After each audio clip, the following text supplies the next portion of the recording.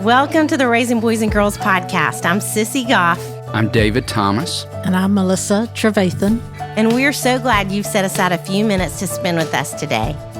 In each episode of this podcast, we'll share some of what we're learning in the work we do with kids and families on a daily basis at Daystar Counseling in Nashville, Tennessee. Our goal is to help you care for the kids in your life with a little more understanding, a little more practical help, and a whole lot of hope. So pull up a chair and join us on this journey from our little yellow house to yours. The Raising Boys and Girls podcast is brought to you in partnership with Minnow. Minnow provides meaningful screen time and shared experiences for families to help you grow in your faith together. Check them out at podcast.gominnow.com. That's podcast.gominno.com.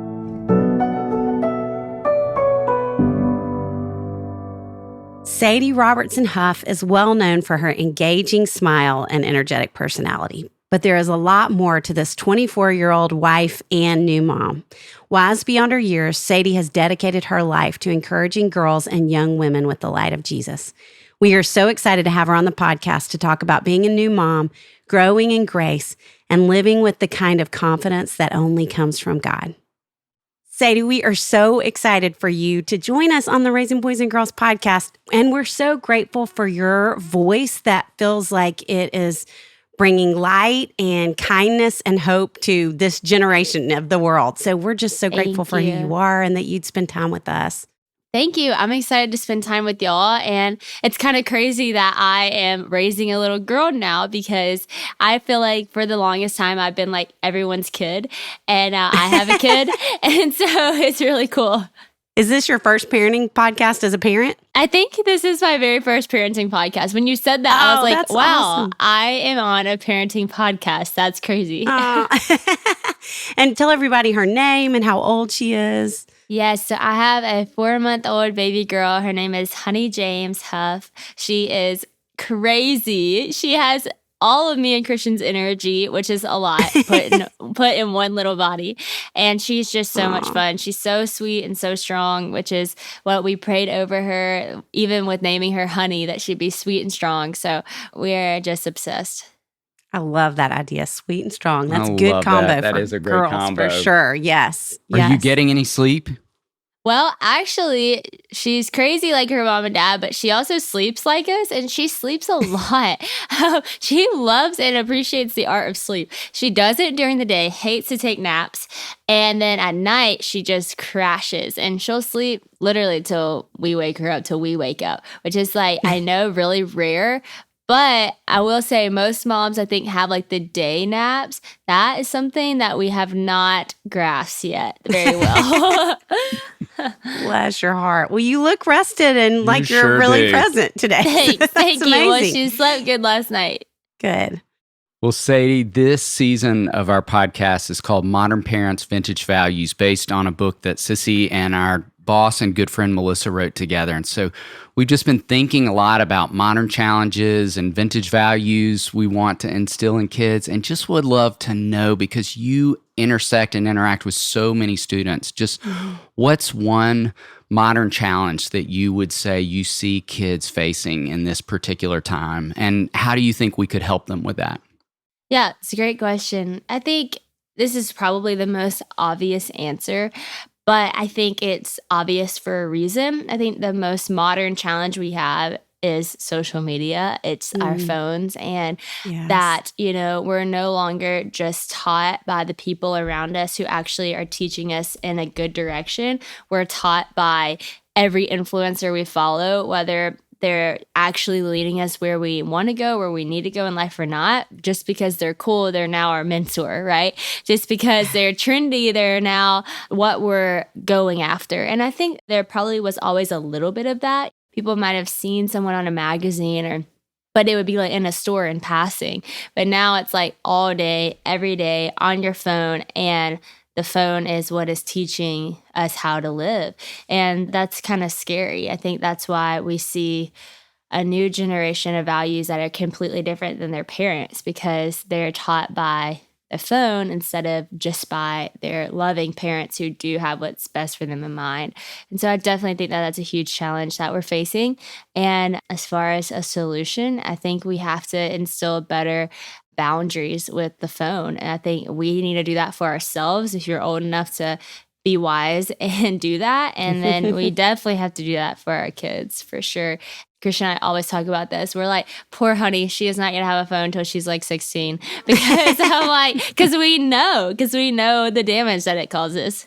Right. Yes. That's so interesting. We have talked for a long time about how boys can end up really idolizing sports figures and different people from magazines and TV. And I have never felt like girls do that as much because I think that relationship component hasn't been there. But what you're saying, I think, is part of what speaks to the heart of girls of not only are we watching this person who now has become our mentor, which is a great way to say that, but we feel like we have a relationship. And so we're that much more connected, even though it is not a relationship. And so, yeah, the mirage of that is so significant. I love that you said that. Well, as a parent now, what is one of the issues you think is harder about being a parent that's different than when your parents were raising you? It may be technology as well, but y'all aren't quite there yet with honey. Yeah, not there yet. I think it's the same thing. I think it's technology, but I think in a different way. What was different than when my parents raised me, and I think kids now, which is going to be interesting raising honey, is like whenever I was little, whenever we were actually, I can't even say this word because my mom said bored is a cuss word in our house. Like we could never say that we're bored. But whenever we didn't have anything to do, we felt like my parents would just say, go outside. And we'd go outside and we'd literally make up games. Like me and my friend, we played dragons. She was the pink and purple dragon and I was the green and blue dragon. And like part of that is just like the innocence and like the fun of childhood, like creating games and like entertaining yourself. And I used to plant my apple seeds every day, but I would plant them in different places. So I have no idea where to water them. So I never had a tree grow. But like, it was just fun. Like, it was just like the creativity of like being a child. And I think nowadays, like we kind of have this cop out with the screens and it can be like, oh, well, like you don't have to entertain yourself because there's like endless people who want to entertain you who are fighting for your attention on the screen. And I'm not against screens. Like I think people probably hear this and like, man, she really doesn't like technology. I actually do like it. And I think it's amazing within a boundary. And I don't think it should be your only source of, mentorship or your only source of entertainment. So for honey, with all these kids who are going to have their phone, whenever I say, hey, go outside, I hope she's probably going to hate that, but I want her to, be able to entertain herself, be able to find things that she likes and things that make her laugh and have fun that aren't something that someone else, has already programmed for her to enjoy. Yeah. Along those lines, is there anything else from your childhood, your growing up, that you'd love to bring back today? Well, definitely just creativity and the games and stuff. I think one thing, I don't think this is gone today, but it's something that I hope continues is just like family meals together and sitting down and having like genuine conversation. I think lives are so busy nowadays that if you don't make time, you're not going to have time. If you don't like actually intentionally set a time, it probably isn't going to show up in your day. And I love how my family, like we had dinner together. My mom always would lay in the bed with us and read us a book. My parents, both my mom and my dad, they just really made time for us, even though they were so busy. And so I just hope that as life continues to get busy, we continue to make quality time for each other because, I have to remember, and this is, I think, one thing that's easy right now to think about because she's so little, but I want to always remember that, like, she's my first priority in ministry. She's my first work, my first job, my first everything. Like that, my family is the most important thing. And so if I can't just say that, I have to show that. And so, yeah, I think one thing I want to do, and I don't think it's a lost art, but just the family dinner together. That's awesome. Yes.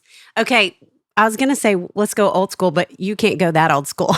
Not as much as we can. Yeah. But what is one thing you loved from your childhood, like a book or a game that you played or a movie or something that you feel like you definitely want to incorporate into Honey's life? Okay, I was thinking about this This is kind of funny because I'm not old school, y'all. I am only 24, so some of my things that are my childhood are probably like maybe sound like new to y'all in a funny way. Okay, this is really funny. But my family, like, we love American Idol, and I loved American Idol. Like, we love reality TV shows, and we all watch them together. And that's something that's actually really fun for us. Like, we love Survivor, we love American Idol, we love Dancing with the Stars. So when I was little, I had like American Idol toothbrush that like sang to me when I brushed my teeth. And like I was like planning what song I was going to sing on American Idol. And this is so embarrassing, but I really thought my vocal range really was just shown the most whenever I sang Silent Night. And so I told my mom I was going to audition for American Idol with the song Silent Night.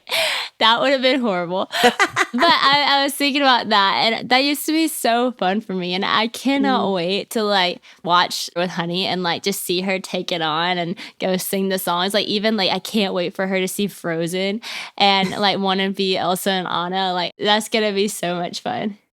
Do you still have your American Idol toothbrush you can pass on? Oh, I wish. Aw. If I did, I'd definitely use it. That's so great. What have you found is the best part of being a new mom? Oh man, the best part of being a mom, I think this is kind of maybe a different answer, but I feel like my life really is super busy, and it's been that way for the past 5 years. It's just been go, go, go, go, go, and a million different things in a day and traveling and whatnot. And whenever I had Honey, I feel like everything just got put more into place because I had my priority. I was like, she is my priority, like Christian and Honey and my family. And everything else, you know, I say yes to, one, if I'm saying yes to God, and two, saying yes because it's a yes from our family. And so I think it's actually just helped me prioritize life and really get down to what I actually feel called to do and what I want to do. And part of that is like because of the example I want to set for her or the path I want to lead for her.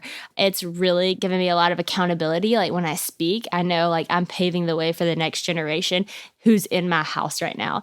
And so I don't want to water down the message. I want to, you know, actually be more bold with how I preach, more bold with how I write. And so, yeah, she's given me a lot to prioritize and a lot to be held accountable for. What would you say is one of the biggest challenges?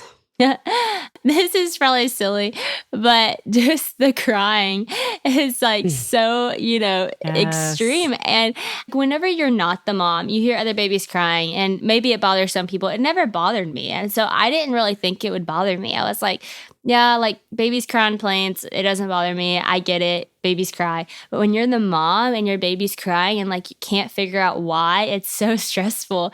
She was really colicky for the first few months, and it was like just so hard because she would just cry for no reason. And I feel like as a mom, like you can just be like, why can't I not soothe my baby? What's wrong? Could I change the formula? Could I do this? And like you're just constantly trying to figure out what you can do better to make them happy, when in reality, like they're just trying to figure out life themselves. I think one thing Christian and I learned at the start is just what grace looks like for each other, what grace looks like for her. And she has to have grace for us because we do things wrong. We put the diaper on backwards, right? Like we had to figure things out too. And so just grace for each other as a family. But yeah, that was really challenging. And just still, you know, the crying is like, how do I help you? I don't know. And you can just feel like you're losing your mind. But then the second they get over it and they smile, you're like, oh my gosh, nothing even happened. I love you so much. Yes. Grace for each other. That's a good lesson to come back to over and over. Grace for each other. Grace for the journey. Yes. The Raising Boys and Girls podcast is brought to you in partnership with Minnow. Did you know that Minnow has an award-winning children's Bible? Written by VeggieTales creator Phil Vischer, the Minnow Laugh and Grow Bible for Kids is more than a children's Bible storybook.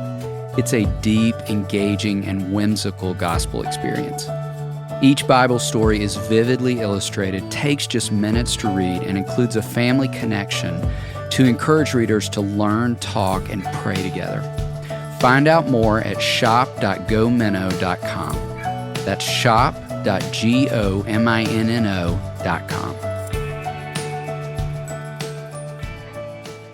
Sadie, we've been talking recently around the vintage value of confidence, and just would love to ask you, how do you hope to instill confidence in your daughter? It's great.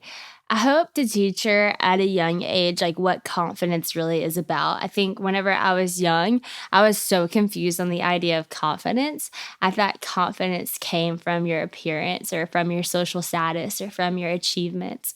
And I realized that that is not the case, because you could be very well off in your social status. You can be very much crushing it in life and your achievements. You could be so beautiful and you could lack confidence and actually the essence of what that really means.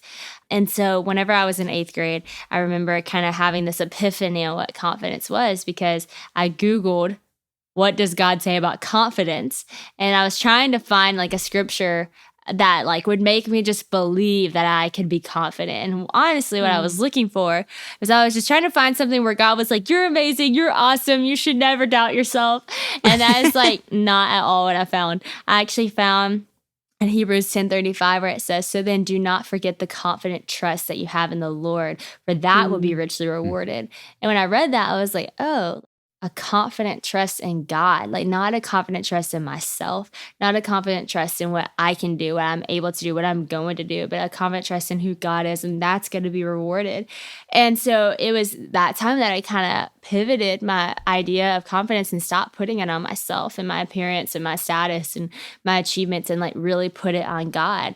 And it's so cool, because if we have our confidence in ourselves, then we'll have it one day and it'll be God the next. But confidence in God will be the easiest thing to maintain, because he can't fail. He can't fail. He's always the same. He goes from glory to glory to glory. And so with that, it helps you to rise up and be confident in who you are, because you're his.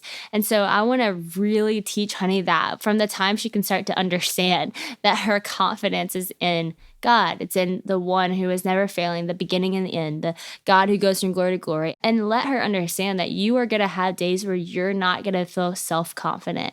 You are going to have hard days. People are going to say rude things, and not put this false idea in her that like she can muster up all the self-love that the world will tell her that she could have this confidence. And it's just not true, because people are fickle.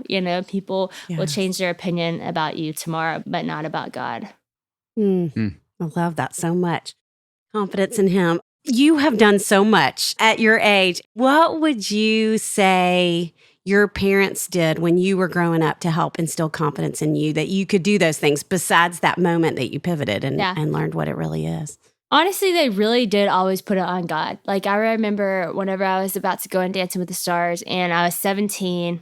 Actually, I was 16 whenever I did the interview. So I was so young, and I just was not sure if I could do this. And honestly, my mom was not sure either. She was like kind of nervous. She was kind of nervous too.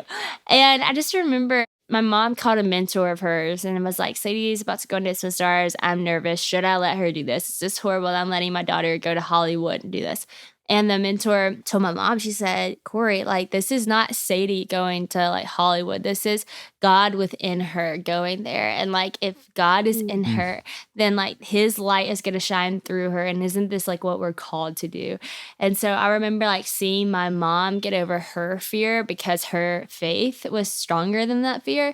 And she just told me like, Sadie, like, this is what God has called you to do. His light is within you. And it was so cool, because when I got there, one of the comments from the judges, actually this happened like 3 times. People were like, you're just such a light. It's just like a light. Wow. Like, they couldn't figure out like the light. And that was genuinely like what my mom felt like I was called to go and do, just share my light and the light of Jesus. And so I think I just saw my mom choose to have confidence in God time and time again. And it's helped me to do the same thing, because I've seen it be greatly rewarded, like Hebrews 10 talks about. That's incredible. It is incredible. Sadie, we love to ask, just what encouragement would you want to offer new parents who are listening, maybe even new moms in particular? It's good. I think I guess I had to go back to the grace. grace had always been a church word to me, honestly. I think I never really grasped the depths of what that word meant. I knew God gave us grace, and I've always thought that was an amazing gift, right? But I never really knew how to apply it to my life and my day-to-day life. And I remember years ago, I heard someone say every day they wake up and they ask God to give them more grace for the people around them. And I thought, well, that's a cool prayer. Never prayed it myself because I was like, I feel like I'm a forgiving person. I feel like I love people well, all this stuff. But when you're in a situation like a mom, and every day truly is a new day, and every day really does come with challenges, and every month different schedules happen. Sometimes they are great at taking naps, and sometimes they're terrible at taking naps, and sometimes you mess up that day, and sometimes they mess up that day, and sometimes you forget to go buy the formula, and then you're an hour late to the feeding, and sometimes they're spitting up all over the floor. And you're going to have grace for yourself, and you're going to have grace for your kid. And the only way you're, I think, really going to be able to do that is if you understand what grace has meant for you and what God has given you in that grace. I think so many of these things that used to be great concepts in the Bible that I thought were really kind of God, I've actually seen the power behind them now as a mom. Your mercies are new every morning. How gracious he is to us, how loving he is to us in the midst of our mess.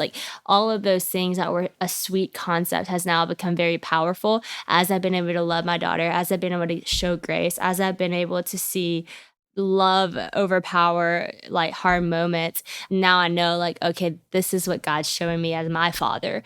And I feel like for you as a mom, if you're struggling, if you're having a hard time, truly run to the Father and be met by the way he parents you, and then from that place parent your kid. And I'm saying this fresh out of 4 months. This is not I have it all figured out. This is just what I'm beginning to realize as I'm going. And hey, grace for the journey. Yes. Well, I would love for you to tell folks who are listening about a new project that you have. I know you have a new book out and where folks can find you. I think most of them probably know, but. Yes. So my new book is actually a devotional book. It's called Live on Purpose. It's 100 devotions on letting go of fear and following God. And I'm really excited because I think one thing, and I'm actually writing another book right now, and one thing that I've kind of been studying is that as a generation, we have this thing called purpose anxiety. And people are so freaking out about what their purpose is that it's actually giving them anxiety. That is so funny and true. That is not the way that God intended for our purpose to be. It shouldn't be something that makes you anxious. It should be something that makes you excited. It's not some mystery that you have to one day stumble upon if you're in the right place at the right time. It's in your everyday, today, your purpose has already been handed to you, and your purpose is literally, you're walking it out as you speak, whether you realize it or not. And the sooner you realize it, the way better you're going to live it. And so I'm excited to give people a book to kind of help them let go of that fear daily. Okay, what is it that's making me afraid that I'm not stepping out to the call that God has? And we're going through so many stories in the Bible because this is not a new story. This has actually been the case forever. When God calls someone, they have to get past the fear that they have initially and have faith that God is actually going to be who God says he's going to be and do what he says he's going to do. And so I really do hope, and they're short, they're super short. Every day you can just pick it up and read it. And I hope that it really inspires people to let go of that fear and truly follow God to live out their purpose. And where's the best way for folks to find you? Yes. And all the great things you're doing? So you can really find me on any social platform. Instagram, I'm legit Sadie Rob. Most everything, I'm either Sadie Robertson or Sadie Robertson Huff. On YouTube, you can actually go follow me on there because my podcast is up on podcast app and Spotify, but it's also up on YouTube every Wednesday.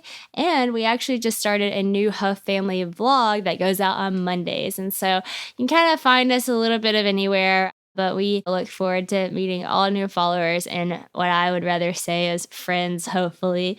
We can actually have more of a relationship than just a follower. And I always say this, if you're following us, we're leading you to Jesus. So just to be upfront, that's where we're going. So great. That's great. Sadie, we like to end with something kind of silly. So when we travel around, we're on a mission to try to find the best taco in any city where we land. Wow. And would love to know if we could share a taco with you. What taco would that be? What's your favorite? Wow, that is such a good question. You know what's hilarious? I just ate breakfast tacos right before we had this You call. did? That's awesome. I literally did. So I will say I used to live in Nashville, and like the tacos there are way better than the tacos here. And my favorite place in Nashville was Saint Anejo. That's like my favorite restaurant. It is so good. Here, if you're ever coming by West Monroe, Louisiana, there is a place, and it is called Fiesta Nutrition. It is literally a little pharmacy, a little grocery store, and there's a hole in the wall, and it is Good Earth Juice Bar, and they have tacos for breakfast, and that is what I just ate for breakfast. And so if you're ever coming by West Monroe area, gotta go stop by. Fiesta Nutrition. We'll remember that. Yes, we will. Yeah. Well, Sadie, you certainly are a light. They were exactly right on Dancing with the Stars. And thank you for speaking so much truth with so much grace. I feel like this is going to be such an encouragement to moms of all ages and dads too. So thank you for being with us. Thank you. Thank y'all so much. It was so nice to meet you all. You too. You too. Great to be with you. The Raising Boys and Girls podcast is brought to you in partnership with Minnow. Minnow helps you make screen time meaningful for your family with shows kids love and values parents trust. Check them out at podcast.gominnow.com. That's podcast.gominno.com. It's our joy to bring the experience and insight we gain through our work beyond the walls of the Daystar House. Join us next time for more help and hope as you continue your journey of raising boys and girls.